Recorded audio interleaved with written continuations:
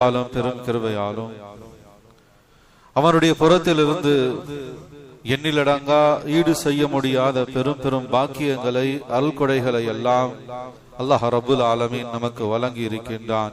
அல்ஹம்துலில்லாஹ். நாம் அல்லாஹுக்கு அதிகமான முறையிலே நன்றி செலுத்த கடமைப்பட்டு இருக்கின்றோம். கனிமிக்கு அல்லாஹ்வினுடைய நல்லடியார்களே, பொதுவாக நமக்கு மிக நெருக்கமானவர்களை நாம் நேசிக்க வேண்டும். நமக்கு நெருக்கமாக இருக்கக்கூடியவர்கள் நம்மை நேசிக்க வேண்டும் என்பதாக சொன்னால் அவர்கள் நமக்கு செய்த உபகாரங்களை நாம் நினைத்து பார்க்க வேண்டும். அவர்கள் நமக்கு செய்த இடையூறுகளையோ அநியாயங்களையோ அநீதங்களையோ நினைத்து பார்த்தோம் என்பதாக சொன்னால் நேசத்திற்கு பதிலாக பகைமைதான் உண்டாகும். நம்முடைய மனைவியாக இருக்கட்டும், நம்முடைய பிள்ளைகளாக இருக்கட்டும், நம்முடைய பெற்றோர்களாக இருக்கட்டும், சகோதர சகோதரிகளாக இருக்கட்டும், உறவுகளாக இருக்கட்டும், அல்லது நண்பர்களாக இருக்கட்டும், வழி போகக்கூடிய பயணங்களிலே பழகக்கூடிய அந்த நண்பர்களாக இருக்கட்டும், மனித சமுதாயமாக இருக்கட்டும், நமக்கு நெருக்கமாக இருக்கக்கூடிய இவர்களுடைய நேசம் நமக்கு வேண்டும், நாமும் அவர்களை நேசிக்க வேண்டும் என்பதாக சொன்னால் இரண்டு நேசமும் இருந்தால்தான் வாழ்க்கை நிம்மதியாக இருக்கும். எந்த குடும்பத்துக்காக வாழ்றோமோ கஷ்டப்படுறோமோ அந்த குடும்பத்தை நாம முதல்ல மனதார நேசிக்க வேண்டும். நம்முடைய மனைவியை நேசிக்க வேண்டும், நம்முடைய பிள்ளைகளை பெற்றோர்களை நேசிக்க வேண்டும், அவர்களும் மனதார பரிசுத்தமாக நம்மை நேசிக்க வேண்டும். இந்த நேசம் இருந்தால்தான் இந்த உலக வாழ்க்கை ஒரு அர்த்தமானதாகவும் அது கொஞ்சமாச்சும் நிம்மதி தரக்கூடியதாக இருக்கும். எனவே அந்த நேசம் வேண்டும், அந்த நேசத்தை நாமும் கொடுக்க வேண்டும், அவர்களிடத்திலிருந்தும் அந்த நேசம் நமக்கு வேண்டும் என்பதாக சொன்னால் அவர்கள் நமக்கு அவர்களுடைய சூழலில் இருந்து செய்த உபகாரங்களை நலவுகளை நாம் நினைத்து பார்க்க வேண்டும். அதாவது நபி ஸல்லல்லாஹு அலைஹி வஸல்லம் சொன்னாங்க, மனைவியாக இருக்கட்டும், பிள்ளைகளாக இருக்கட்டும், உறவுகளாக இருக்கட்டும், ஒவ்வொரு மனிதனிடத்துல ஒரு 10 குணம் இருக்குன்னு சொன்னா அந்த 10 குணத்திலே 8 குணம் தீய குணமாக இருக்கு, நமக்கு வெறுப்பான குணமாக இருக்கு. அவங்களுடைய செயல்பாடுகள் நமக்கு அதிருப்தியாக இருக்கு, வெறுப்பா இருக்குன்னு சொன்னா அவர்களிடத்துல ஏதாச்சும் ஒன்றோ அல்லது 2 நல்ல குணம் இருந்துச்சுன்னு சொன்னா அந்த ஒரு குணத்திற்காக அவர்கள் மீது நேசம் வைங்க. அது மனைவியாக இருக்கட்டும், மனைவி இடத்துல எங்களுக்கு எதுவுமே பிடிக்கலைங்க, பிடித்த ஏதாவது ஒன்று இருக்கும் அல்லவா, அதை கொண்டு உங்கள் மனைவியை நீங்க நேசிங்கன்னு சொன்னாங்க நபி அவங்க. பிடித்த ஒரு குணம் இருக்கும் அல்லவா, அதை கொண்டு உங்களுடைய பெற்றோர்களை, உறவுகளை, நண்பர்களை நீங்கள் நேசியுங்கள். அவர்கள் செய்த குறைகளை, குற்றங்களை, நமக்கு எதிராக செய்த அந்த சதிகளை, அநியாயங்களை மறந்து விடுங்கள், அதை மறைச்சிருங்க, அதை மன்னிச்சிருங்க என்பதாக சொல்லி நபி அவங்க சொல்லியிருக்காங்க. எனவே கனிமிக்கு அல்லாஹ்வுடைய நல்லடியார்களே, நமக்கு நெருக்கமானவர்களை நாம நேசிக்க வேண்டும், அவர்கள் நம்மை நேசிக்க வேண்டும் என்பதாக சொன்னால் நமக்கு அவர்கள் செய்த உபகாரங்கள், உதவிகள், இவைகளை நாம் நினைவு கூற வேண்டும். ஏன்னா நபி ஸல்லல்லாஹு அலைஹி வஸல்லம் அவங்க சொன்னாங்க, மல்லா யஷ்குரின் நாஸ் லா யஷ்குரில்லாஹ். மனிதர்கள் செய்த அந்த உபகாரங்களை நினைத்து பார்க்காத, அதற்கு நன்றி செலுத்தாத அடியான் எப்படி படைத்த ரப்புக்கு நன்றி செலுத்த போறான்? நபி ஸல்லல்லாஹு அலைஹி வஸல்லம் கேட்டாங்க. கண்ணுக்கு தெரிந்த மனைவி, பிள்ளைகள், பெற்றோர்கள், உறவுகள், நண்பர்கள், அவர்கள் செய்யக்கூடிய ஏதாவது ஒரு உபகாரங்கள், நலவுகள், இதை நினைத்து பார்க்க மறுக்கக்கூடியவன், இதை மறந்து போன மனிதன், இதற்கு நன்றியாக விசுவாசமாக நடந்து கொள்ள தெரியாதவன், மறைமுகமான முறையிலே படைத்த ரப்புல் ஆலமீன் இடத்திலிருந்து வரக்கூடிய அந்த நலவுகளுக்கும் நியாமத்துகளுக்கும் பாக்கியங்களுக்கும் எங்கு நினைவு கூற போகின்றான், நன்றி பகர போகின்றான்? நபி அவங்க கேட்டான். அடியார்கள் தனக்கு தன் கண் முன்னால் இருக்கக்கூடிய தன் குடும்பத்தார்கள், உறவுகள் தங்களுக்கு செய்த அந்த உபகாரங்களை நாம் நினைச்சு பார்க்கணும். மனிதன் என்ற அடிப்படையில நானும் எப்படி மனிதனோ, என்னை சுத்தி இருக்கக்கூடிய எல்லோரும் மனிதர்கள் தான். என் மனைவியும் மனிதன் தான், என் பிள்ளைகளும் மனிதன் தான். எனக்கு என்ன உணர்வுகள் இருக்குமோ, எனக்கு என்ன கோபம் வருமோ, எனக்கு என்ன ஆசை வருமோ, எனக்கு என்ன எதிர்ப்புகள் வருமோ, இது எல்லாம் என்னை சுத்தி இருக்கக்கூடிய எல்லாத்துக்கும் இருக்கும். ஏன்னா அவங்களும் மனிதர்கள் தான். இப்ப மனிதன் என்ற அடிப்படையில எல்லாத்துக்கும் கோபதாளங்கள், ஏற்ற இறக்கங்கள் இருக்கும்.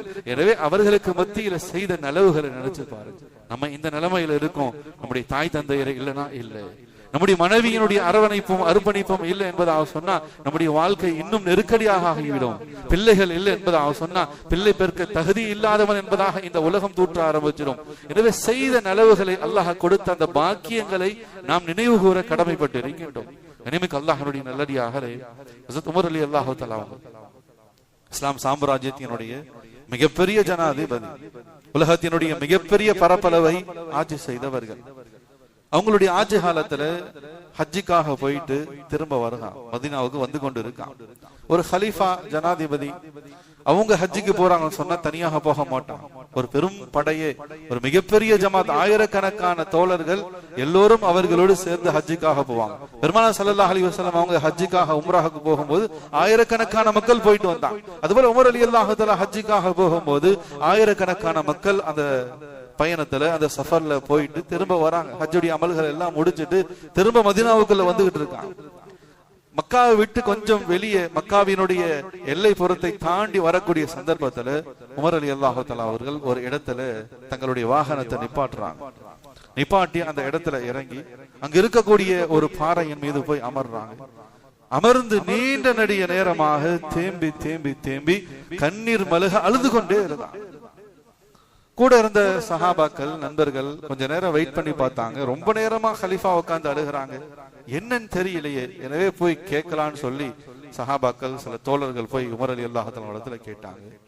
ஹஜ்ஜுடைய அமல்களை முடிச்சிட்டோம், திரும்ப மதீனாவுக்கு போய்கிட்டு இருக்கோம், மக்காவினுடைய எல்லையை கூட தாண்டல, எல்லையில ஒரு பகுதியில ஒரு இடத்துல உட்கார்ந்து இப்படி அழுகிறீங்க, என்ன காரணம்? கனிமிக்கு அல்லாஹ்வினுடைய நல்லடியாகலே உமர் ரலியல்லாஹு தஆலா சொன்னாங்க, இதே இடத்திலே, இந்த காட்டு பகுதியிலே சில வருடங்களுக்கு முன்னதாக நான் சிறுபிராயத்திலே என்னுடைய வாலிப காலத்திலே இருந்த சந்தர்ப்பத்திலே என்னுடைய தந்தை ஹத்தாப் ஒட்டகங்களை எல்லாம் கொடுத்துட்டு போய் மேய்ச்சிட்டு வாடான்னு சொல்லி அனுப்புவார். வீட்டில் இருந்து ஒட்டகங்களை எல்லாமே அழைத்து கொண்டு இந்த காட்டு பகுதியில் தான் மேய்ச்சி திரும்ப வீட்டுக்கு கொண்டு போவேன். அப்படி வரும்போது இருந்த ஒட்டகங்கள் திரும்ப வீட்டுக்கு போகும்போது குறைவாக இருக்கும், கம்மியா இருக்கும். 1-2 ஒட்டகங்கள், ஒரு நாள் இல்ல 2 நாள் இல்ல, எப்போது ஒட்டகத்தை ஓட்டிட்டு வந்தாலும் திரும்ப போகும்போது ஒரு ஒட்டகம் 2 ஒட்டகம் காணாம போயிடும். என்னுடைய தந்தை என்னை கடுமையாக சாடினார். ஏன்னா உனக்கு எல்லாம் என்னடா இருக்கு அறிவு, ஒரு ஒட்டகத்தை கூட்டிட்டு போயிட்டு ஒழுங்கா கூட்டிட்டு வர கூட தெரியல, ஒரு ஒட்டகம் மேய்க்கிறது கூட நீ எல்லாம் லாக்கி இல்ல, நீ எல்லாம் எங்கடா வாழ்க்கையில மேல வர போற அப்படின்னு சொல்லி என் தந்தை சொன்ன வார்த்தை இன்னமும் என் காதில் ஒலித்து கொண்டுதான் இருக்கு. இதே பகுதியிலே, இந்த இடத்திலே, இந்த காட்டு பகுதியில் தான் உட்கார்ந்து நான் ஒட்டகத்தை மேய்ப்பேன். ஒட்டகம் மேய்க்கிறது கூட தகுதி இல்லையா உமர் என்பதாக என் தந்தை சொன்னார். இன்றைக்கு அகில உலகத்தின் இஸ்லாம் சாம்ராஜ்யத்தினுடைய ஒரு ஜனாதிபதியாக அல்லாஹ் என்னை இங்க உட்கார வச்சிருக்கான். இது அல்லாஹ் செய்த ஃபதுல். அதை நினைச்ச அழுக வந்துருச்சுன்னு சொன்னான். இந்த இடத்தை கடந்து போகும்போது எனக்கு அந்த நினைவுகள் வந்தது. ஒரு ஒட்டகத்தை மேய்ப்பதற்கு கூட தகுதி இல்லாத இந்த உமர் இன்னைக்கு எவ்வளவு பெரும் சாம்ராஜ்யத்தினுடைய கலீஃபாவாக, சொர்க்கவாதியாக, நபியினுடைய தோழராக இவ்வளவு பெரிய பெரும் பேர் அருள்கொடைகளை அல்லாஹ் ரப்பல் ஆலமீன் எனக்கு செஞ்சிருக்கானே, நான் அதை நினைவு கூறேன், அல்லாஹுக்கு நன்றி செலுத்துறேன். அந்த நினைவுகள் வந்ததினால் என்னை அறியாமலேயே நான் அழுதுட்டேன்னு சொல்லி உமர் ரலியல்லாஹு தஆலா சொன்னார். அல்லாஹ் கொடுத்த நியாமத்துகளை என்னுடைய வாழ்க்கையில நான் இந்த நிலைக்கு இருக்குன்னு சொன்னா யாரெல்லாம் காரணம்? அதனால நபி அவங்க சொன்னாங்க, மல்லா யஷ்குரின்னா ஸலா யஷ்குரில்லா, அடியார்களுக்கு முதல்ல நன்றி செலுத்தி போகணும். தன்னுடைய மனைவியா, பிள்ளையா, அவங்களுடைய நலவான விஷயங்களை மனமுருகி பாராட்ட தெரியும். அவங்களுக்கு நன்றியாக உபகாரமாக நடக்கணும். அப்பொழுது அல்லாஹுக்கு நன்றியாக இருப்போம். அல்லாஹ் செய்த ஃபதுல், அவன் செய்த அல்கொடைகள் நமக்கு நினைவு வரும். உமர் ரலியல்லாஹு தஆலா அவங்க தங்களுடைய வாழ்க்கை பயணத்தை நினைச்சு பார்க்கறாங்க. வாழ்க்கையில எப்படி இருந்தோம், இன்னைக்கு எந்த இடத்துல அல்லாஹ் வைத்திருக்கின்றான். எனவே இது எல்லாமே அல்லாஹ்வினுடைய ஃபதுலாக இருக்கு, அல்லாஹ்வுடைய பெரும் உபகாரமாக இருக்கு அப்படின்னு சொல்லி அல்லாஹுக்கு நன்றி செலுத்தக்கூடியவர்களாக ஹஜ்ரத் உமர் ரலியல்லாஹு தஆலா அவர்கள் இருந்தார். அதே போலதான் கனிமிக்க அல்லாஹ்வுடைய நல்லடியார்களே, அல்லாஹ் நமக்கு வழங்கி இருக்கக்கூடிய ஒவ்வொரு நியாமத்துகளையும் நாம நினைவு கூறணும். அவைகளை எல்லாம் எண்ணி பார்க்கணும். எண்ணில் அடங்கா ஈடு செய்ய முடியாத பெரும் பெரும் அல்கொடைகளை எல்லாம் அல்லாஹ் நமக்கு வழங்கி இருக்கான். இதெல்லாம் அல்லாஹ்வுடைய ஃபதுல் என்பதை நாம் நினைத்தால்தான் அல்லாஹ்வின் மீது நமக்கு நேசம் வரும். அல்லாஹ் எனக்கு எதை செய்யல, அதை செய்யல, அவங்க எல்லாம் இப்படி இருக்காங்க, இவங்க எல்லாம் இப்படி இருக்காங்க, நான் இப்படியே இருக்கனே, இந்த எண்ணம் இருந்துச்சுன்னு சொன்னா அல்லாஹ்வின் மீது நேசம் வராது. அல்லாஹ் செய்த நியாமத்துகள் நம்முடைய கண்களுக்கும் தெரியாது. அல்லாஹ் என்ன நியாமத்துகளை கொடுத்திருக்கானோ அதை நாம நினைவு கூறணும். அதை நினைத்து பார்த்தோம் என்பதாக சொன்னாதான் உண்மையிலே அல்லாஹ்வின் மீது நமக்கு நேசம் வரும். நேசம் வந்தால் அல்லாஹுக்கு நாம நன்றி செலுத்துவோம். அல்லாஹ்வினுடைய நேசத்திற்கும் அது காரணமாக அமையும் என்பதாகத்தான் குர்ஆன் ஹதீஸின் மூலமாக நமக்கு சுட்டி காட்டப்படுகின்றது. எனவே அல்லாஹ்வுடைய நல்லடியார்களே, அல்லாஹ் ரப்பல் ஆலமீன் தன்னுடைய திருமறையில சுட்டி காட்டுகின்றான், வலவ் அன்னமா ஃபில் அர்ல் மின் ஷஜரத்தின் அக்லாம் வல் பஹர் யமுத்துஹு மின் பஅதி சபஅத்தின் அப்ஹுரின் மா நஃபிதத் கலிமாத்துல்லாஹ். சுப்ஹானல்லாஹ். எவ்வளவு பெரிய வார்த்தைகளை அல்லாஹ் சொல்கின்றான். இந்த உலகத்தில் இருக்கக்கூடிய மரம், செடி, கொடிகள் யாராச்சும் கணக்கு போட்டு சொல்ல முடியுமா? எந்த ஆராய்ச்சியாளர்களாலும் எந்த விஞ்ஞானிகளாலும் எந்த நவீன தொழில்நுட்பத்தினாலும் இந்த உலகத்துல எத்தனை செடி கொடி இருக்கு, இந்த ஊர்ல இந்த காந்தி கிராமத்துல எத்தனை செடி கொடி இருக்கு, யாராலையுமே கணக்கு போட முடியாது. வல்லாஹு அலம், அல்லாஹ் தான் அறிந்தவன். அல்லாஹ் இங்க சொல்கின்றான், வலவ் அன்னமா ஃபில் அர்லி மின் ஷஜரத்தின், உலகத்தில் இருக்கக்கூடிய அத்தனை ஷஜர், அத்தனை மரம் செடி கொடிகளையும் ஒன்றாக இணைத்து ஒரு பேனாவை செஞ்சுக்கங்க. சுப்ஹானல்லாஹ், எவ்வளவு பிரம்மாண்டமாக இருக்கும். உலகத்தினுடைய அத்தனை செடி கொடிகளையும் மரத்தையும் இணைத்து ஒரு பேனாவை செய்து கொள்ளுங்கள். உலகத்தினுடைய அத்தனை கடல் நீரையும் ஒன்றாக இணைத்து அதை மையாக ஆக்கி அந்த பேனாவுல ஊத்தி அல்லாஹுடைய ஃபதுலை, அவனுடைய அருளை நீங்கள் எழுத முற்பட்டால் பேனாவும் உடைந்து போய்விடும், மையும் காய்ந்து போய்விடும், காலியாகிவிடும். ஆனால் அல்லாஹுடைய நிஅமத்துகளை, அல்லாஹ் நமக்கு வழங்கிய அந்த பேர் உபகாரங்களை நிச்சயமாக நம்மால் எழுதிவிட முடியாது, அதை அளந்து விட முடியாது. அல்லாஹ் குர்ஆன்ல சொல்றான், அந்த அளவுக்கு பெரும் பெரும் பெரும் உபகாரங்களை அல்லாஹ் ரப்புல் ஆலமீன் நமக்கு வழங்கி இருக்கின்றான். கனிமிக்க அல்லாஹ்வுடைய நல்லடியார்களே, நாம் நம்முடைய வாழ்க்கையில அனுபவித்துக் கொண்டிருக்கக்கூடிய அத்தனையும் வாழ்க்கை வசதிகள், நம்முடைய வீடு, மனைவி, பிள்ளைகள், வியாபாரம், தொழில், இது எல்லாமே வமா பிகும் மின் நிஅமத்தின் ஃபமினல்லாஹ், இதெல்லாம் அல்லாஹ்வினுடைய ஃபضل. விளங்கணும். இந்த கண், இந்த நாவு, இந்த பார்வை, இந்த பேச்சு, இந்த உறுப்புகளினுடைய செயல்பாடுகள், வெளியில் இருக்கக்கூடிய உறுப்புகள் செயல்பாடுகள், உள்ளிருந்து செயல்படக்கூடிய ஒரு உறுப்புகளினுடைய செயல்பாடுகள், இது எல்லாமே அல்லாஹ்வுடைய ஃபضل. இதெல்லாம் அல்லாஹ் கொடுத்தது. வமா பிகும் மின் நிஅமத்தின் ஃபமினல்லாஹ், என்னுடைய ரப்பு கொடுத்த ஃபضலாக இருந்து கொண்டிருக்கிறது. அல்லாஹ் சொல்கின்றான், எதுவும் உங்களுடையது கிடையாது, எல்லாமே நான் கொடுத்ததுதான். நான் கொடுத்ததை நீங்க நினைச்சு பாருங்க. ஒரு பெரியார் சொன்னாங்க, அல்லாஹ் நமக்கு வழங்கி இருக்கக்கூடிய அந்த நிஅமத்துகளை நாம விளங்கணும்னு சொன்னா, அல்லாஹ் எங்களுக்கு எவ்வளவு பெரிய பேர் உபகாரம் புரிஞ்சிருக்கான், அல்லாஹ் எந்த அளவுக்கு எங்களை நல்லா வச்சிருக்கான், அல்லாஹ் எங்களுக்கு எவ்வளவு பெரிய அருள் புரிந்திருக்கான் அப்படின்னு சொல்லி அல்லாஹுடைய ஃபضல, அந்த நிஅமத்தை நாம விளங்கணும்னு சொன்னா, அந்த பெரியார் சொன்னாங்க, ஒரே ஒரு நிமிஷம் உங்களுடைய 2 கண்களையும் இருக்க மூடிக்கொள்ளுங்க. 2 கண்களையும் இருக்க மூடிக்கொண்டு ஒரு 8 எடுத்து வைக்க முடியுமா? முடியாது. உலகமே இருண்டு போய்விடும், வாழ்வே முடங்கி போய்விடும். அல்லாஹ் பாதுகாப்பார். கண் எவ்வளவு பெரிய பாக்கியம். 2 கண்களை கொஞ்ச நேரம் மூடிட்டு நம்மளால எதையாச்சும் செய்ய முடியுமா அப்படின்னு சொன்னா முழு வாழ்க்கையும் முடங்கி போயிடும். அவ்வளவுதான், உலகமே நமக்கு அழிஞ்சு போயிடுச்சு, எல்லாமே முடிஞ்சு போயிடுச்சு என்பதுதான் மேலோங்கக்கூடியதாக இருக்கு. அல்லாஹ் பாதுகாப்பார். இனிமேல் அல்லாஹ்வுடைய நல்லடியார்களே, அல்லாஹ் பாதுகாக்கணும். நம்ம இந்த விஷயங்களை எல்லாம் விளங்கினாத்தான் அல்லாஹ் எங்களை எவ்வளவு நல்லா வச்சிருக்கான்றதை எங்களால விளங்க முடியும். ஏனென்றால் கனிமிக்க அல்லாஹ்வுடைய நல்லடியார்களே, உலகளவிலே நடக்கக்கூடிய ஒரு சர்வே ஆய்வறிக்கையிலே அதை ஆய்வு செய்யக்கூடிய அறிஞர்கள் பதிவு செய்யறாங்க, உலக அளவுல 19% மக்கள், கிட்டத்தட்ட 25 கோடி மக்கள் பார்வையற்றவர்களாக இருக்காங்க. கனிமிக்க அல்லாஹ்வுடைய நல்லடியார்களே, லக்கல் ஹம்து வ லக்கல் ஷுக்ர் யா அல்லாஹ். அல்லாஹ்வுக்கு நாம நன்றி செலுத்தணும். இந்த லிஸ்ட்ல 25 கோடி பேர், இந்த லிஸ்ட்ல அல்லாஹ் நம்முடைய சந்ததிகளுடைய பெயரை வைக்க, இது எவ்வளவு பெரிய அருள் கொடை. இதுக்கு நிகராக ஏதாச்சும் இருக்கா? நினைச்சு பார்க்கணும். முன்பு குறித்தான். அதான் அல்லாஹ் குர்ஆன்ல சொல்கின்றான், வதுகுர் நிஅமத்தல்லாஹி அலைக்கும். அல்லாஹ்வுடைய நிஅமத்தை நீங்க நினைச்சுப்பா. அல்லாஹ் உங்களுக்கு என்ன செய்யலன்றதை நினைக்காதீங்க. அல்லாஹ் யாருக்கு எதை கொடுக்கணும், யாருக்கு எதை கொடுக்க கூடாது, யாரை மேல வைக்கணும், யாரை கீழே வைக்கணும், அந்த சூட்சம் நமக்கு தெரியாது. எனக்கு எது நல்லது எது கெட்டது எனக்கு தெரியாது. என் ரப்புக்கு தெரியும் என்ன எப்படி வைக்கணும்னு சொல்லி. ஹதீஸ் வருது, உலமாக்கள் விளக்கம் தராங்க. சில பேர் பணக்காரர்களாக இருக்காங்க, அல்லாஹ் அவங்களை ஏழையாக்கனா அவனுடைய ஈமான் போயிடும், ஈமான விட்டுருவான்.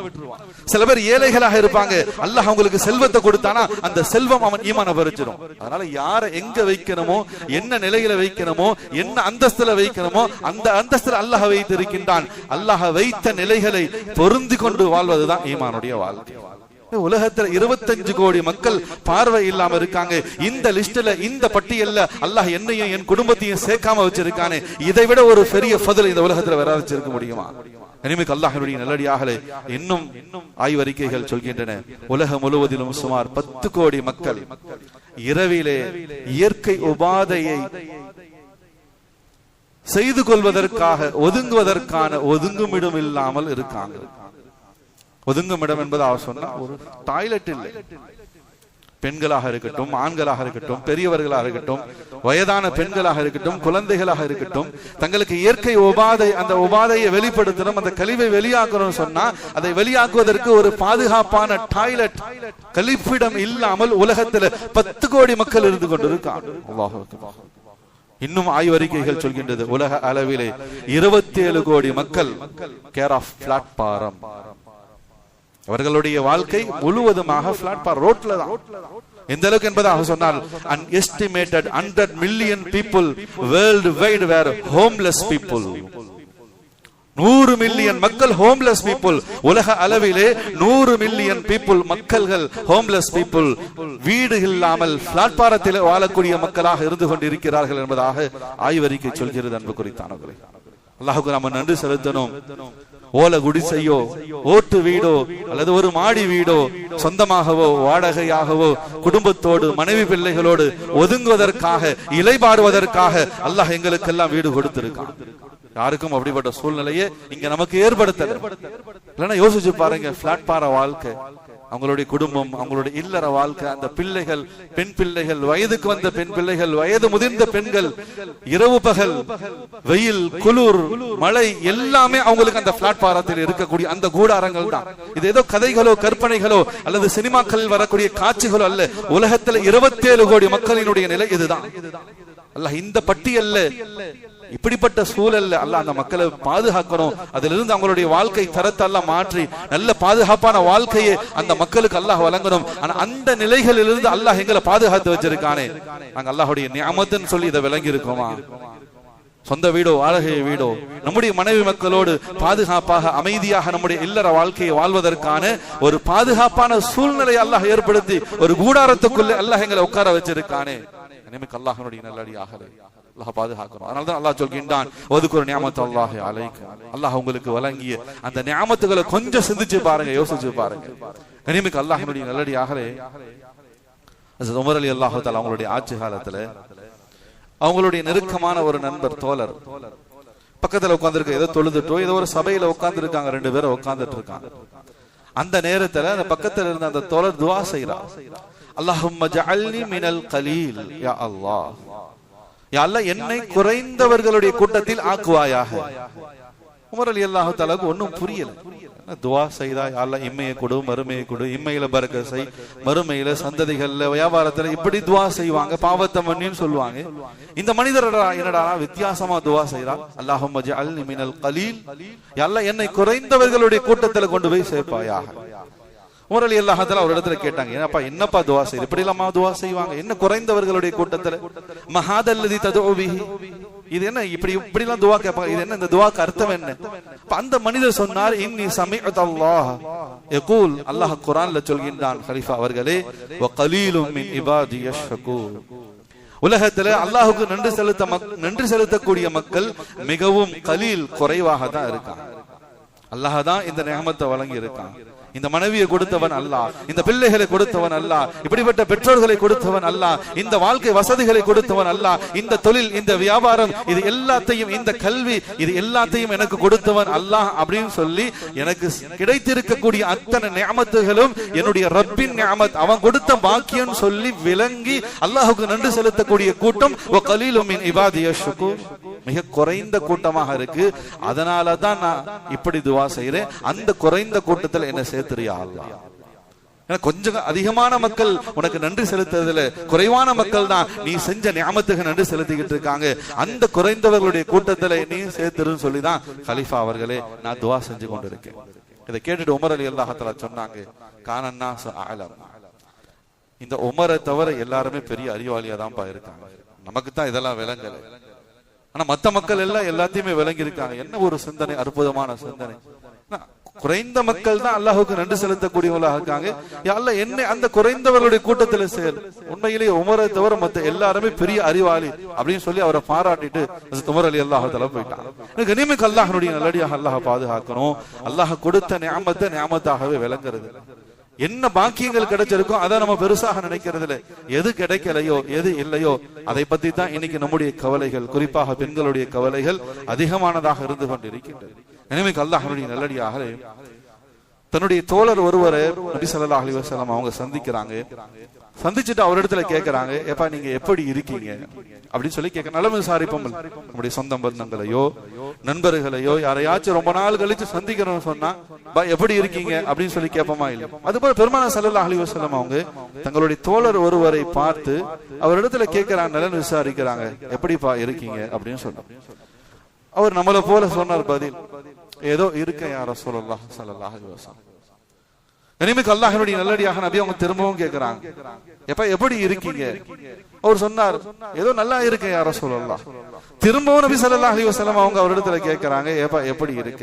அப்ப அந்த மனிதர் சொன்னார், நான் அல்லாஹ்வை புகழ்கின்றேன், அல்ஹம்துலில்லாஹ், அல்லாஹ் என்ன நல்லா வச்சிருக்கான். நபி அவங்க சொன்னாங்க, இந்த வார்த்தையை தான் உங்ககிட்ட இருந்து எதிர்பார்த்தேன். ஏதோ நல்லா இருக்கேன், ஏதோ வாழ்க்கை ஓடுது, ஏதோ வியாபாரம் பரவாயில்லை, ஏதோ குடும்ப சூழ்நிலைகள் பரவாயில்லை, என்ன நிலை இருக்கிறதோ அதை பொருந்தி கொள்ளணும், அது அல்லாஹுடைய ஃபதுல்னு விளங்கணும், அல்லாஹுக்கு நன்றி செலுத்தணும். எனவே எல்லா நிலைகளிலும் இன்பத்திலும் சரி துன்பத்திலும் சரி அல்லாஹ்வை நினைவு கூர்ந்து அவன் நமக்கு வழங்கி இருக்கக்கூடிய அந்த நியாமத்துகளை, அந்த ஃபதுலை, அந்த பாக்கியங்களை விளங்கி நாம் அல்லாஹுக்கு நன்றி செலுத்தினோம் என்பதாக சொன்னா நினைவுக்கு அல்லாஹ்வுடைய நல்லடியாகலே அல்லாஹ் பற்றற்ற ஆனந்தம் அடைகிறான். நபி ஸல்லல்லாஹு அலைஹி வஸல்லம் அவங்க சொன்னாங்க, அல்லாஹ் கொடுத்த நியாமத்து தான் அடியான் விளங்கிட்டாலே அல்லாஹ் சந்தோஷம் அடைகிறான். நபி அவங்க சொன்னாங்க, மஅனஅல்லாஹு அலா அப்தின் நிஅமா, இந்த நியாமத்து என் ரப்பு கொடுத்தது. நான் அணிஞ்சிருக்கக்கூடிய ஆடை, நான் பேசுற பேச்சு, கேட்கக்கூடிய சக்தி, பார்க்கக்கூடிய சக்தி, என்னுடைய உறுப்புகளின் செயல்பாடுகள், இது எல்லாம் என் ரப்பு கொடுத்தது. என்னுடைய வாழ்க்கை வசதிகள், இது எல்லாமே என் ரப்பு கொடுத்தது அப்படின்னு சொல்லி அதை நினைச்சு நன்றி செலுத்துறதல்ல. இது நியாமத் என்பதை அடியான் விளங்கிக்கிட்டாலே அல்லாஹ் ரப்புல் ஆலமீன் அதை நன்றியாக எடுத்துக்கொள்றான்னு சொல்லி நபி அவங்க சொன்னாங்க. அடியான் அல்லாஹ் கொடுத்த நியாமத்துக்கு வாயை திறந்து நன்றி செலுத்துறதுலாம் அப்புறம், இது அல்லாஹ் கொடுத்த நியாமத்து தான் இந்த வாழ்க்கை, இந்த வசதி, நோய் நொடி இல்லாத இந்த வாழ்க்கை. இனிமேல் அல்லாஹ்வுடைய நல்லடியாக ஒரு நிரம்பை கொஞ்சம் இழுத்து பிடிச்சா முடிஞ்சு நம்முடைய வாழ்க்கை. எத்தனை மக்களுடைய நிலைகள், மருத்துவமனைகள்ல நம்ம கொஞ்சம் போய் பார்க்கணும், மக்களுடைய சூழ்நிலைகள் எவ்வளவு சிரமத்துல, எவ்வளவு கஷ்டத்துல, எவ்வளவு நெருக்கடியில மக்கள் வாழ்ந்து கொண்டு இருக்காங்க. அந்த நிலைகளை எல்லாம் இருந்து அல்லாஹ் எங்களுடைய குடும்பத்தை, எங்களுடைய சந்ததிகள் அல்லாஹ் பாதுகாத்திருக்கானே அப்படின்னு நம்ம நினைச்சாலே அல்லாஹ் ரப்பல் ஆலமீன் சந்தோஷப்படுறான். அடியா விளங்கிட்டான். எப்ப நினைத்து அல்லாஹுக்கு நம்ம நன்றி செலுத்தக்கூடிய அடியார்களாக ஆகிட்டோமோ கண்ணியமிக்க அல்லாஹ்வுடைய நல்லடியாகலே அல்லாஹ்வுடைய நியாமத்தாக விளங்கி நாம நன்றி செலுத்தினால் அல்லாஹ் அதுல பரக்கத்து செய்கின்றான். நாம் நன்றி மறந்தோம் என்பதாக சொன்னால் அல்லாஹ் அந்த நியாமத்தை பறிச்சிடுறான். அல்லாஹ் பாதுகாக்கும். وَإِذْ تَعَدَّنَ رَبُّكُمْ لَئِنْ شَكَرْتُمْ لَأَزِيدَنَّكُمْ. அல்லாஹ்வுடைய நிஅமத்தாக விளங்கி நாம் அல்லாஹ்வுக்கு நன்றி செலுத்தினோம் என்பதாக சொன்னால் அல்லாஹ் ரப்புல் ஆலமீன் அந்த பாக்கியத்தை அல்லாஹ் பரக்கத்துக்குரிய பாக்கியமாக ஆக்குறான். என்ன நிலைகள் இருக்குமோ அல்லாஹ் அந்த நிலைகளை இன்னும் செழிப்பாக ஆக்கிவிட்டான். وَلَئِنْ كَفَرْتُمْ إِنَّ عَذَابَ لَشَدِيدٌ.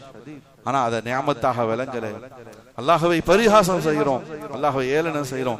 என்ன செஞ்சிட்டான் எனக்கு, என்ன கொடுத்துட்டான் எனக்கு, நான் கஷ்டப்பட்டுட்டு தானே இருக்கேன், நான் வறுமையில தானே இருக்கேன், நான் சிரமப்பட்டுட்டு தானே இருக்கேன். எனவே என்ன இருக்குதோ அதை நினைச்சு பார்க்காம இல்லாததை கிடைக்காத நினைச்சு வருத்தப்பட்டு அல்லாஹ்வை பரிகாசம் செய்யறான்னு சொன்னா அல்லாஹ் பாதுகாக்கணும். وَلَئِنْ كَفَرْتُمْ إِنَّ عَذَابَ لَشَدِيدٌ. அந்த நியாமத்தும் என்ன நல்ல நிலைமைகள் இருக்கோ அதுவும் பறிக்கப்பட்டும் கடுமையான இம்மை மறுமையின் வேதனைக்கு அவர் ஆளாக்கப்படுவார் என்பதாக சொல்லி அல்லாஹ் எச்சரிக்கை செய்யும். அல்லாஹ்வுடைய பாக்கியங்களுக்கு நன்றி செலுத்தி பழகும். வரலாறுகள்ல பதிவு செய்யறாங்க, பனு இஸ்ரவேலர்களுடைய காலத்துல ஒரு 2 தம்பதிகள் வாழ்ந்து கொண்டிருந்தாங்க. ரொம்ப ஈமானிய நிலையிலே இறை நேசத்தினுடைய அந்த வெளிப்பாடாக அமல்களை செய்து கொண்டு ஒரு பக்குவமான வாழ்க்கையை வாழக்கூடியவங்களாக இருந்தாங்க. வரலாறுகளை பதிவு செய்யப்பட்டிருக்கு. அந்த காலத்தில் இருந்த ஒரு நபியை அழைத்து அல்லாஹ் சொல்றான், இது போல உங்களுடைய சமுதாயத்தை சார்ந்த இந்த தம்பதிகள் ஈமான் இறையற்ற வாழ்க்கையை வாழ்றாங்க, அவங்களுடைய வாழ்க்கை எனக்கு பிடித்தமானதாக ஆயிடுச்சு, எனவே அவர்களுக்கு ஒரு பாக்கியத்தை நான் தர விரும்புறேன்.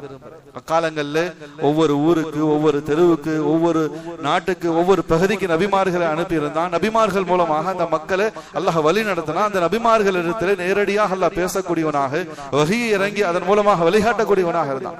எனவே அல்லாஹ் அந்த நபி அழைச்சு சொன்னா, இது போல இந்த மக்களுடைய இந்த தம்பதிகளுடைய வாழ்க்கை எனக்கு ரொம்ப பிடித்தமானதா ஆயிடுச்சு. எனவே அவங்களுக்கு ஒரு உயர்ந்த பாக்கியத்தை இந்த உலகத்துல நான் தர விரும்புறேன். என்னன்னு சொன்னா, அவங்களுடைய மீதமுள்ள வாழ்க்கை ஒரு 60 வருஷம் இன்னும் இந்த உலகத்துல வாழ்வாங்க சொன்னா, அந்த மீதமுள்ள வாழ்க்கையில 2 பகுதியாக 30 வருடங்களாக, ஒன்று ஆரம்பத்தில் 30 வருஷம் அவங்களுக்கு செல்வ நிலை, செழிப்பு, உலகத்தினுடைய அனைத்து விதமான வசதிகள், அனைத்து பாக்கியங்களையும் நாம கொடுத்துருவோம். அதற்கு பிந்தி வரக்கூடிய 30 வருடம் சோதனைக்குரியதாக இருக்கும். அது அவங்களுடைய சாய்ஸ். அவங்க எப்படி வேணுமென்றாலும் அதை பயன்படுத்திக் கொள்ளலாம். ஒன்று ஆரம்ப 30 வருடத்தை செழிப்பாக வாழ்ந்துட்டு பின்னால் சோதனைக்குரியதாக இருக்கும். அல்லது ஆரம்பத்துல சோதனைக்குரிய வாழ்க்கையை வாழ்ந்துட்டா கடைசி காலம், அந்த கடைசி 30 வருடம் அவங்களுக்கு செல்வ செழிப்பாக சந்தோஷமான உலக பாக்கியங்கள் நிறைந்த வாழ்க்கை அவங்களுக்கு கிடைக்கும். இது அந்த தம்பதிகளுக்கு நான் வாக்களித்து இருக்கக்கூடிய பாக்கியமாக இருக்கு. நீங்க அவங்களிடத்துல போய் கேளுங்க, அவங்க எதை விருப்பப்படுறாங்களோ அதை தேர்ந்தெடுத்துக்கிட்டோம்.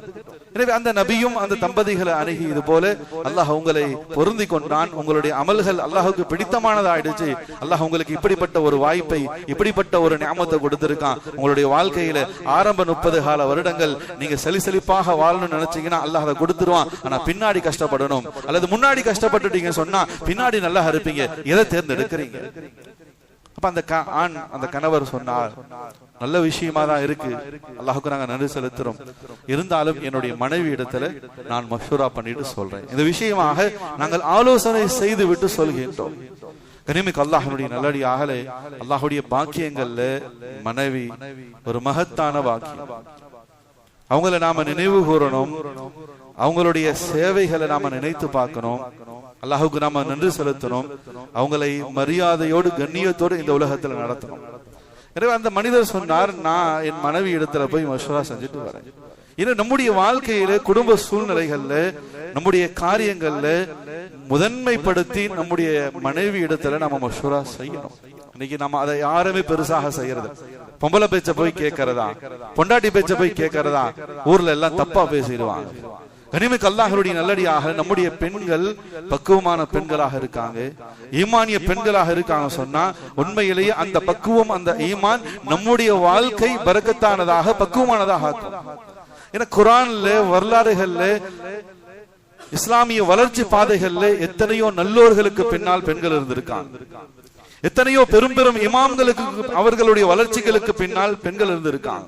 இமாம் ஷாஃபி ரஹ்மத்துல்லாஹி அலைஹி, இது போன்ற பெரும் கொண்ட இமாம்கள், புகாரி இமாம், இவங்களுக்கு பின்னாடி பெண்கள் இருந்திருக்காங்க. இமாம் புகாரி ரஹ்மத்துல்லாஹி, உலகத்தினுடைய தலை சிறந்த ஹதீஸுடைய கிதாப், முதன்மையான ஹதீஸுடைய கிதாப், அந்த புகாரி ரஹ்மத்துல்லாஹி அலைஹி அவங்க உலகத்துல பிறக்கும் போது குருடராக தான் பிறந்தாங்க, பார்வை இல்லாம பிறந்தாங்க.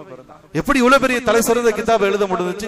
அந்த தாயினுடைய துவா, அல்லாஹ் அந்த குழந்தைக்கு என்ன செஞ்சான்? புகாரி ரஹ்மத்துல்லாஹி அலைஹி அவங்களுக்கு பார்வையை கொடுத்தான். இப்படி உலக வரலாறுகள்ல எத்தனையோ இமாம்கள், எத்தனையோ இறைநேசர்கள், நல்லோர்களுடைய வாழ்க்கையினுடைய பின்னாடி பெண்களுடைய பங்களிப்பு மகத்தானதாக இருக்கு. நம்முடைய பெண்கள் பக்குவமானதாக இருந்தாங்க, ஈமான்ல இருந்தாங்க சொன்னா அவங்களிடத்துல நாம நிச்சயமாக ஆலோசனை செய்யணும். வரலாறுகள், குர்ஆன் சொல்லக்கூடிய வரலாறு, அன்னை மரியம் அலைஹிஸ்ஸலாத்து வஸலாம், ஈசா அலைஹிஸ்ஸலாத்து வஸலாமுடைய தாய், பைத்துல் முகத்தஸினுடைய மெஹராப்ல தான் எப்பவுமே இருப்பாங்க.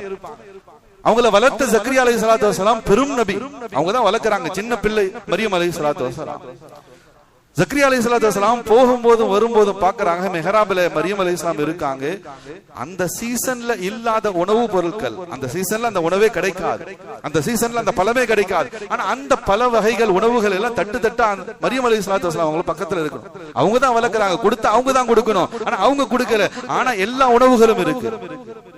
ஜக்கரியா அலைஹிஸ்ஸலாத்து வஸலாம் அவங்க மரியம் அலைஹிஸ்ஸலாத்து வஸலாம் அவங்க இடத்துல வந்து கேட்டாங்க, அண்ணா லக்கி ஹாதா, இது எப்படிமா கிடைச்சிச்சு? நானும் கொடுக்கல, இந்த சீசன்ல இந்த பழமும் இந்த உணவும் கிடைக்கவும் கிடைக்காது. அப்படி இருக்கும்போது அண்ணா லக்கி ஹாதா, உனக்கு எப்படி கிடைச்சிச்சு? இன்னல்லாஹ் யர்ஸுகு மன் யஷா, இது என்னுடைய அல்லாஹ் கொடுத்த ஃபضل, அல்லாஹ் கொடுத்த ரிஸ்க்.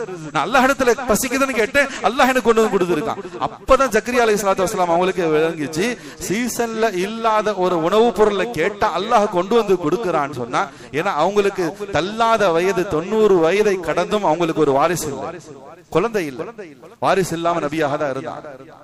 எனவே அவங்க விளங்குனாங்க, சீசன்ல கிடைக்காத அந்த பழத்தை, அந்த உணவுகளை துவா செய்த அல்லாஹ் கொடுக்கிறான்னு சொன்னா, ஏன் அல்லாஹ் எனக்கு ஒரு குழந்தையை கொடுக்க மாட்டான்? ஏன் அல்லாஹ் எனக்கு ஒரு வாரிசை கொடுக்க மாட்டான்? அதுக்கு பிறகு அல்லாஹ் இடத்துல துவா செஞ்சாங்க. எனவே நபிமார்களினுடைய பின்னணியிலே ஈமானிய பெண்களினுடைய பக்குவம் நபிமார்களுக்கே பக்குவமாக நபிமார்களை பக்குவப்படுத்தக்கூடிய பெண்களாக ஈமானிய பெண்கள் இருந்திருக்காங்க. ஏன் பெருமானார் ஸல்லல்லாஹு அலைஹி வஸல்லம் அவங்க முதலாக வஹி இறங்குது ஹிரா குகையிலே. அந்த வஹியினுடைய தாக்கம், அதனுடைய அழுத்தம், அதனுடைய அந்த மகத்துவம், அந்த கணம், அதை தாங்கிக் கொள்ள முடியாம வெடவெடுத்து போய் வேர்த்து போய் காய்ச்சல்ல குளிர்ல நபி ஸல்லல்லாஹு அலைஹி வஸல்லம் அவங்க தங்களுடைய மனைவி ஹதீஜா ரலியல்லாஹு தன்னுடைய வீட்டுக்குள்ள நுழையறாங்க. ஹதீஜா ரலியல்லாஹு தஆலா அவங்க அவ்வளவு ஆராவரத்தோடு பதற்றத்தோடு வந்த பெருமானார் ஸல்லல்லாஹு அலைஹி வஸல்லம் அவர்களே சில வார்த்தைகளால் ஆஸ்வாசப்படுத்தினாங்க. மனைவினா இப்படி இருக்கணும். பெரும் சுமை, நுபுவத்தினுடைய முதல் வஹியினுடைய தாக்கம் அத்தனையும் எதிர்கொண்டு பெருமானார் ஸல்லல்லாஹு அலைஹி வஸல்லம் வராங்க. இந்த நிலையிலும் நபி அவங்களிடத்துல சொன்னாங்க, யா ரசூலல்லாஹ், என்னுடைய கணவர் முஹம்மது ஸல்லல்லாஹு அலைஹி வஸல்லம், ஏன் நீங்க கவலைப்படுறீங்க? நீங்க ஏன் இவ்வளவு பயப்படுறீங்க? இல்ல, இப்படி ஒரு மனிதர் தோற்றத்துல இப்படிப்பட்ட ஒரு உருவம் வந்துச்சு, என்ன நபியாக தேர்ந்தெடுத்திருக்காங்க, வஹி இறங்கி இருக்கு, குர்ஆன் இறங்கி இருக்கு, என்னன்னு ஒண்ணும் புரியல. ஹதீஜா ரலியல்லாஹு தஆலா சொன்னாங்க, யா ரசூலல்லாஹ், நீங்க கவலைப்படாதீங்க. நீங்க எதுக்கு பயப்படுறீங்க? நீங்க நல்லவர், ஏழைகளை ஆதரிக்கக்கூடியவர், அனாதைகளை அரவணைக்கக்கூடியவர், அனைத்து மக்களுக்கும் வரிய சென்று உழைக்கக்கூடியவர், உண்மையாளர், நேர்மையாளர். இதெல்லாம் இந்த பகுதிகளில் உங்களுக்கு கொடுத்த பேர். நீங்க இந்த பெயர்களை, இந்த நல்ல நிலைகளை, நல்ல வாழ்க்கையை சம்பாதிச்சு வச்சிருக்கீங்க. அல்லாஹ் உங்களை படைச்ச ரப்பு உங்களை நஷ்டவாளி ஆக்கிட மாட்டான், உங்களை கைவிட மாட்டான். நீங்க பயப்படாதீங்க. அந்த வார்த்தை அகிலத்தினுடைய நுபுவத், அகில உலகத்தின் அகிலத்தின் பெரும் பேர் அருள்கொடையாக வாழ்ந்த பெருமானார் ஸல்லல்லாஹு அலைஹி வஸல்லம் அவங்களுக்கு அந்த நேரத்துல மிகப்பெரிய ஆத்ம அமைதியாக அமைஞ்சிச்சு. கனிமிக்க அல்லாஹ்வுடைய நல்லடியார் சொல்ல வந்த விஷயம் இதுதான். பக்குவமான ஈமானிய பெண்களினுடைய அந்த பக்குவம் பெரும் கொண்ட நபிமார்கள் நல்லோர்கள் வாழ்க்கையிலே பெரும் மாற்றத்தை, பெரும் முன்னேற்றத்தை ஏற்படுத்தி இருக்கின்றது. எனவே நம்முடைய பெண்களை நாம பக்குவமாக ஈமானிய சூழ்நிலையில கொண்டு வந்து அதுக்கப்புறம் மஷ்வரா கேட்டா அந்த விஷயங்கள், அந்த சூழல்கள் எல்லாமே நல்லவாக அமையும். இன்னைக்கு நம்ம ஒரு விஷயத்தை விளங்கணும், நம்முடைய மனைவி, நம்முடைய பிள்ளைகள் வேறு யாரும் இல்லை, அவங்க நாம தான். அவங்க நான் எப்படியோ அப்படிதான் என் மனைவி. அல்லாஹ் குர்ஆன்ல சொல்கின்றான், அல் ஹபீஸாத்து லில் ஹபீஸீன வல் ஹபீஸூன லில் ஹபீஸாத் வத் தய்யிபாத்து லித் தய்யிபீன வத் தய்யிபூன லித் தய்யிபாத். கெட்ட ஆண்களுக்கு கெட்ட பெண்கள், கெட்ட பெண்களுக்கு கெட்ட ஆண்கள்.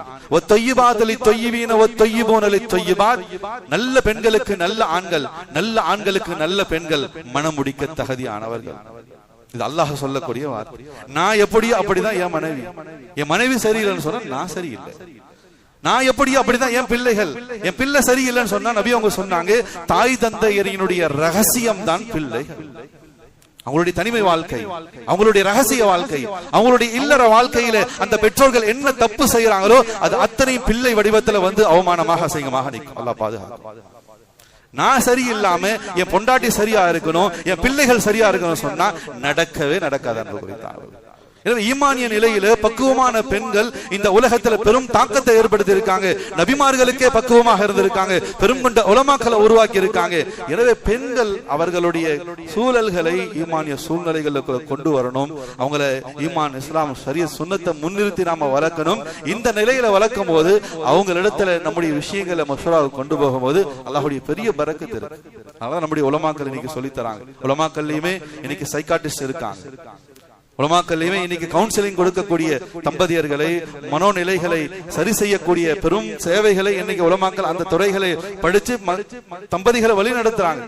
ஒரு கணவன் நிக்கா ஆகும் போது, ஒரு பெண்ணுக்கு நிக்கா ஆகும் போது தங்களுடைய வாழ்க்கை எப்படி எதிர்கொள்ளணும் இன்னைக்கு இருக்கக்கூடிய கால சூழ்நிலையில, இப்படிப்பட்ட விஷயங்களை எல்லாம் கவுன்சிலிங் செய்யக்கூடிய உலமாக்கள் நமக்கு சொல்றாங்க. நீங்க ஒவ்வொருவரும் தங்களுடைய மனைவியை நேசிங்க, மனைவியை மனமாற நேசிங்க, அவங்களை மனம் திறந்து அவங்களிடத்துல நேரம் கொடுத்து பேசுங்க, மனம் உருகி அவங்களுடைய செயல்பாடுகளை பாராட்டுங்க. இது நடந்தாதான் குடும்ப வாழ்க்கை இணைக்கும். மனமாற என் பொண்டாட்டி, என் மனைவியை நான் நேசிக்கணும். அந்த நேசம் வராத வரைக்கும் எங்க வீட்டுல நிம்மதி இருக்காது. மனம் திறந்து பேசணும், கொஞ்ச நேரம் அவங்களுக்கு நேரத்தை ஒதுக்கணும். எவ்வளவு வேலைகள், எவ்வளவு சிரமங்கள், எவ்வளவு நெருக்கடிகள் இருந்தாலும் வீட்டுல இருக்கக்கூடியவங்களுக்கு கொஞ்ச நேரத்தை ஒதுக்கி நாம பேசினாதான் பல பிரச்சனைகளுக்கு தீர்வாகும். நபி ஸல்லல்லாஹு அலைஹி வஸல்லம் அவங்க தங்களுடைய வாழ்க்கையில பல கட்டங்கள்ல தங்களுடைய வீட்டு பெண்கள் இடத்துல மஷ்வரா செஞ்சிருக்காங்க. அந்த பெண்கள் சொன்ன விஷயத்தை செயல்படுத்தி இருக்காங்க. அல்லாஹ் அதுல பெரிய கைரை கொடுத்திருக்காங்க. அவங்களிடத்துல பேச மனம் விட்டு அவங்களிடத்துல பேசணும், மனம் முருகி அவங்களுடைய செயல்பாடுகளை பாராட்டும். நம்முடைய உலமாக்கள் சொல்லுவாங்க, எதை செஞ்சாலுமே ஒரு ஆள் எதையாச்சும் குறை சொல்லிக்கிட்டே இருப்பார் வீட்டுல. எது செஞ்சு வச்சாலும் இது ஏன் இப்படி இருக்கு, இது ஏன் இப்படி இருக்கு, அல்லாஹ் பாதுகாக்கணும். நம்மள பல பேருடைய மனோநிலைகள் அப்படி இருக்கலாம், அல்லாஹ் நம்மளை பாதுகாக்கணும். அப்படி ஒருத்தர் வீட்டுல இருந்தாராம். அந்த அம்மா என்ன செஞ்சுச்சாம், முட்டைய பொறிச்சு கொண்டு போய் வச்சுச்சு. அவர் கணவர் சாப்பிட வராரு, வேலையெல்லாம் செஞ்சுட்டு வராரு, அவருக்கு உணவு தயாரிப்படுத்தி வைக்கணும்னு சொல்லி முட்டையை பொறிச்சு வச்சிருக்கான். வந்து சாப்பாட்டுல தட்டுல உட்காந்தாரு, முட்டை பொறிச்சிருக்கு. உனக்குதான் தெரியாதா, எனக்கு பொறிச்ச முட்டை பிடிக்காது, அவிச்ச முட்டை தானே பிடிக்கும், இதையும் செஞ்சு வச்சேன். சரி, இந்த மனுஷன் இப்படிதான் பழக்குது. சரி, அடுத்த நாள் அந்த அம்மா முட்டையை அவிச்சு வச்சு, இப்ப சாப்பாட்டுல உட்காந்துட்டாரு, தட்டுல முட்டை பத்து அவிச்சு வச்சிருக்கு. உனக்கு தெரியாதா, எனக்கு அவிச்ச முட்டை பிடிக்காது, பொறிச்ச முட்டை தான் பிடிக்கும், ஏன் இப்படி செஞ்ச? ஏன்னா அவருக்கு குறை சொல்லி ஆகணும், குறை சொல்லலைன்னா அவருக்கு சாப்பாடு இறங்கா, அவருக்கு நிம்மதியா. மனைவி செஞ்சது மனம் திறந்து பாராட்டக்கூடிய மனப்பான்மை இல்ல, எதை செஞ்சாலும் குறை செய்யும்.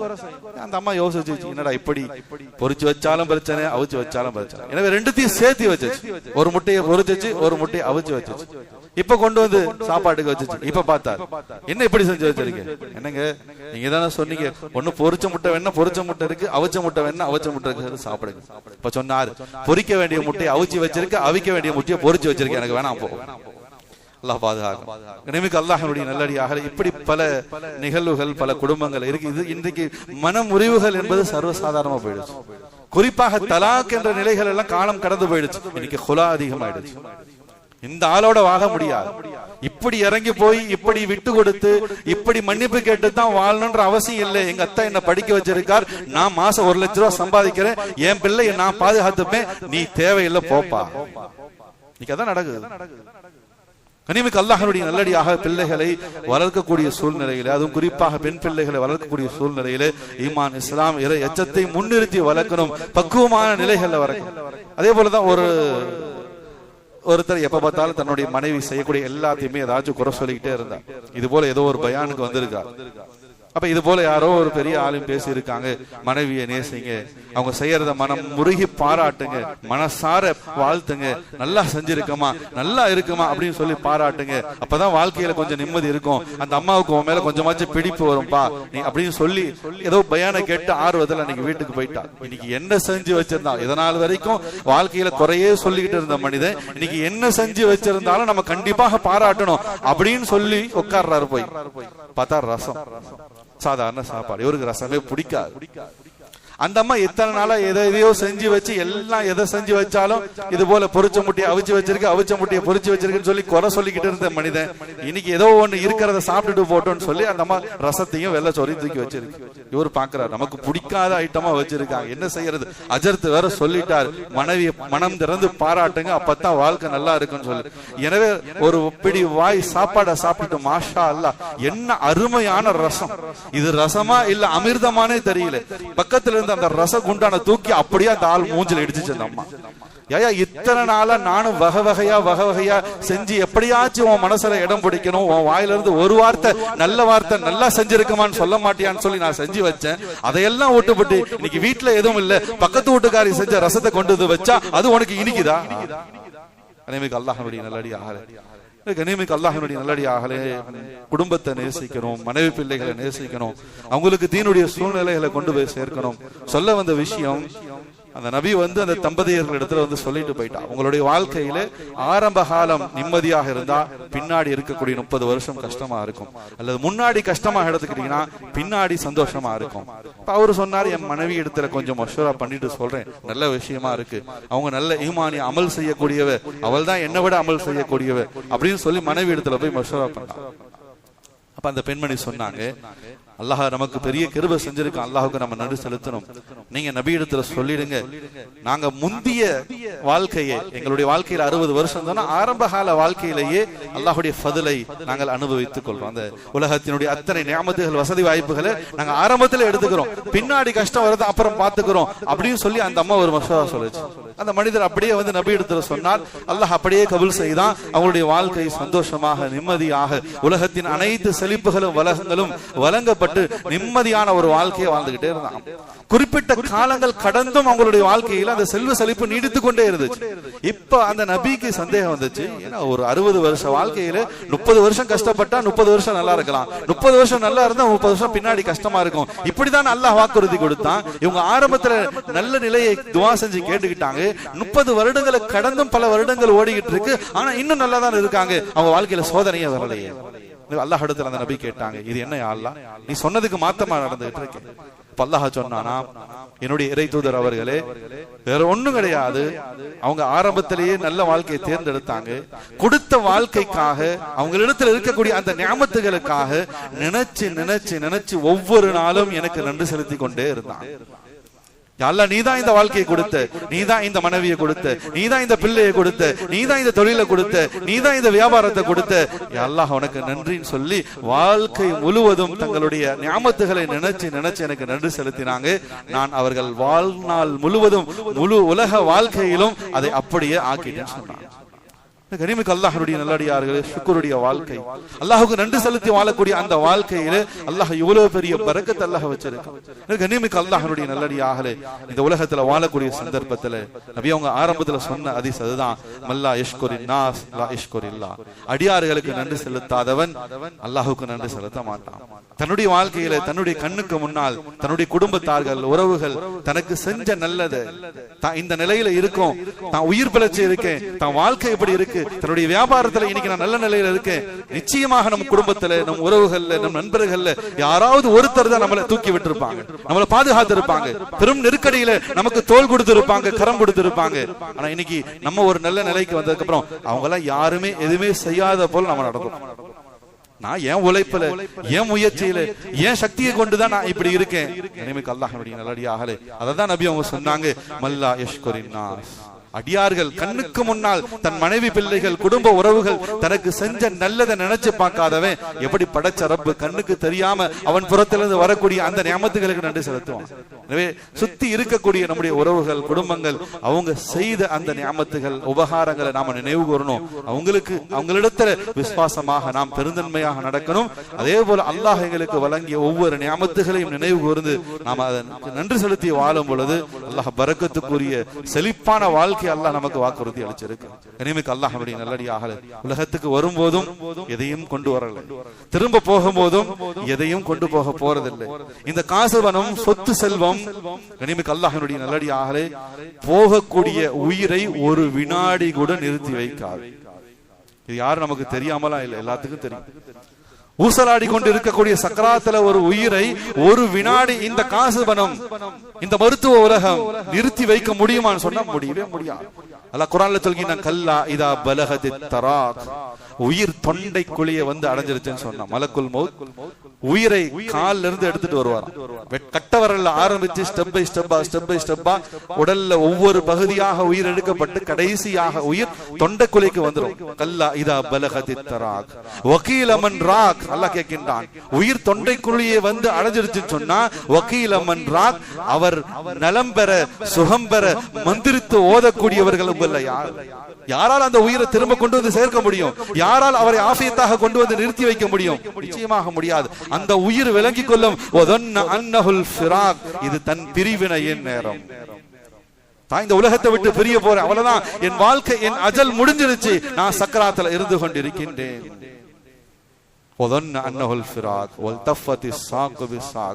ஒரு கால் மற்றொரு காலோடு பின்னிக் கொள்ளும். சக்கராத்துடைய வேதனை சாதாரணமானது. நபி ஸல்லல்லாஹு அலைஹி வஸல்லம் அவங்க சக்கராத்துல இருக்கும்போது சொன்னாங்க, இன்னலில் சக்கராத்தில் மௌத். ஆயிஷா, இன்னலில் சக்கராத்தில் மௌத். சக்கராத்தை உணர்ந்து கொண்டிருக்கேன்னு சொன்னாங்க. சர்தார் ஆலம் ஸல்லல்லாஹு அலைஹி வஸல்லம் அல்லாஹ்வுக்கு மிகப்பெரியமான நேசத்துக்குரிய நபி தங்களுடைய வாழ்க்கையில சக்கராத்தை உணர்ந்திருக்காங்க. நம்முடைய ஒவ்வொருவருமே நாம நிச்சயமாக ஒரு நாள் மலக்குல் மௌத்தை சந்திக்க போறோம். நமக்கும் இந்த சக்கராத் என்பது நிச்சயமாக இருந்து கொண்டிருக்கின்றது. அல்லாஹ் சொல்கின்றான், ஒரு கால் மற்றொரு காலோடு அந்த பின்னிக் கொள்ளும் வேதனை, அதனுடைய அழுத்தம், இலா ரப்பிக யௌம இதினில் மசாக், அந்த உயிர் அல்லாஹ்வின் புறத்தில் அழைத்து செல்லப்படும். கனிமிக்கு அல்லாஹ்வுடைய நல்லடியாக எதையும் கொண்டு வரல, போகும்போது எதுவும் கொண்டு போக போறதில்லை. அல்லாஹ் எங்களுக்கு கொடுத்த அந்த நியாமத்துகள், வாழ்க்கை வசதி வாய்ப்புகளை நாங்களும் அதனால் பயன்பெற்று எங்களால் முடிந்த அளவுக்கு உறவுகள், நண்பர்கள், சமுதாயத்துக்கு நலவுகளை செய்து அல்லாஹுக்கு நன்றி செலுத்தி வாழ்ந்தோம் என்பதை அவர் சொன்னா, அல்லாஹ் ஈருலக வாழ்க்கையும் நமக்கு செழிப்பானதாக நிம்மதியானதாக ஆக்கி அருள் புரிவான். அல்லாஹ் ரப்புல் ஆலமீன் நம்மையும் கபூல் செய்வானாக, நம்முடைய சந்ததிகளையும் கபூல் செய்வானாக. அல்லாஹ் நமக்கு வழங்கி இருக்கக்கூடிய ஒவ்வொரு நியாமத்துகளையும், ஒவ்வொரு அல்கொடைகளையும் நினைவு கூர்ந்து அதற்கு நன்றி செலுத்தி வாழக்கூடிய நன்மக்களாக, மேன்மக்களாக அல்லாஹ் ரப்புல் ஆலமீன் நம்மையும் நம்முடைய சந்ததிகளையும் கபூல் செய்து அருள் புரிவானாக. வ ஆகிரு தவானா அனில் ஹம்துலில்லாஹி ரப்பில் ஆலமீன். அஸ்ஸலாமு அலைக்கும் வ ரஹ்மத்துல்லாஹி தஆலா வ பரகாத்துஹு.